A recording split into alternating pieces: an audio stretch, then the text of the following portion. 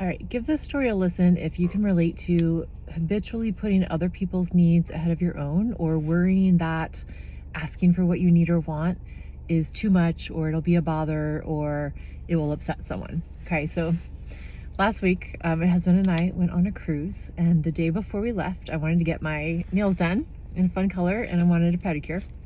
So I went over to the nail salon, and going in, I thought, you know what, I'm just gonna get a regular manicure because I get the gels sometimes and I know they're better, they last longer and all that, but they were like weakening my nails. My nails had gotten a little bit weak from getting them. So I thought, okay, I'm just gonna get a regular manicure. I go in, that's what I asked for. The gentleman who is helping me is kind of rushing me. Like he's, telling me to sit down already, and hadn't picked up my colors yet. And he was like, okay, come on. So I just felt already off the bat, like, okay, dude, like relax. And then I proceed to notice that throughout the pedicure, he's kind of in a mood. Like he's just not, seeming like he's enjoying his day or his work or his life or all of the above. I don't know. But he was just a little bit, wasn't as relaxing of an experience as I was hoping for. So whatever, I'm sitting there, I'm still in my massage chair, and it felt really nice. And I start thinking that maybe I want to change my mind and go ahead and get the gel manicure after all, because, if you get these, like a regular nail polish, you have to wait for it to dry, but the gels, like they're dry when you leave. So there's no chance you're going to mess it up as soon as you get in your car, which is what I normally do if I just have regular nail polish. So for a split second, so I decide that that's what I want to do. But for a second, I caught myself slipping back into some old patterns. And I was a little bit, I started thinking to myself, I was worried that asking him to go get me the other colors, because it's like you have to pick out a different, the gel colors are different. You have to get a different one. So I thought, oh man, I'm going to have to ask him to get up and stop what he's doing, go get me the other colors so that, I'm not taking too long, and I can pick out my color while I'm sitting here. And what's he going to think of me if I'm now all of a sudden saying that I want something else? I want something different. He's going to think I can't make up my mind and I'm just being silly. And I'm somehow going to put him out by asking for a more expensive service, right? But I caught myself, because I know that this is a pattern for me. I will sometimes revert back to just staying small and only asking for something if I really, really, really, really need it, right? If I can get away with not needing it, I will do that sometimes, right?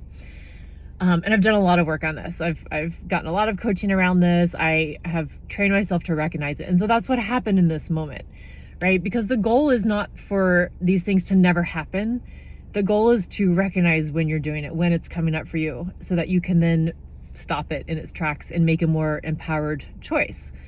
Take more empowered action. That's the whole premise of coaching. All right. And so this is something that I help my clients with often, because they will tell me that this kind of thing comes up for them with regards to how they're showing up at work. They will tell me sometimes that they feel that asking for what they need in order to do their best work, get their job done, do their best work with their clients, whatever it is, it's going to put someone out. It's going to bother them. Their boss is going to be upset with them. And this may be based on something that happened one time where the boss said something, right? But more often than not, it's a story in their own mind. And this is what was happening to me, right? I made up a whole story about this guy was having a bad day and hates his life, and that's why I can't ask for a gel manicure, which is totally untrue. Of course I asked, and of course it was no problem, right? But we can do this sometimes to ourselves because it's a protective mechanism. These patterns can run really deep. And at some point in our lives, it was safer to just not be bothersome with our needs. We learned, we got this from our environment, whatever was going on. We kind of took on that, I have to stay small. I can't inconvenience someone with my needs. My needs might frustrate someone. Okay, any of these kinds of things. And for my clients at work, that will happen. And so what happens is that they don't ask for what they need, but then they feel resentful because they don't have what they need, and they feel like they can't, but they don't want to because it feels uncomfortable.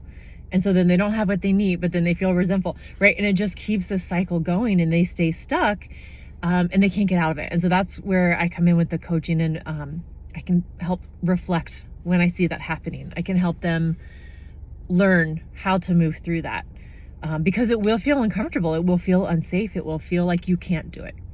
And that's really why I'm sharing this, is because that's what I help with. So if you resonate with that, if you have a hard time telling people that you've changed your mind, or you're worried about what people will think for you asking for something that you need or want, yeah, let's talk about that, because I would love to help you.